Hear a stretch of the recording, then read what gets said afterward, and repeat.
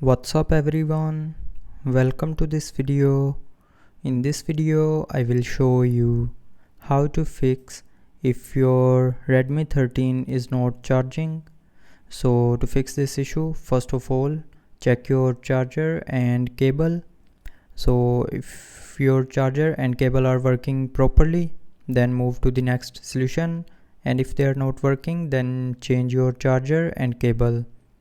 And after fixing the charger and cable issue, if you're still facing the not charging issue, then try restarting your phone.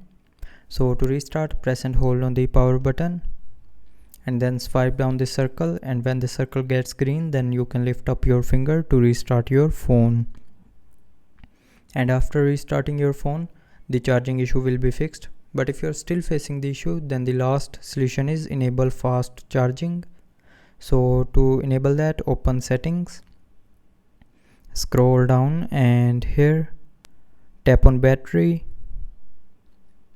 and then tap on additional features. Now here you will see a speed up charging button. So tap on this button to turn it on, and after turning on this button, it will speed up your charging and the not charging issue will be fixed. So that's how you can fix if your Redmi 13 is not charging. So I hope you liked the video. Thanks for watching.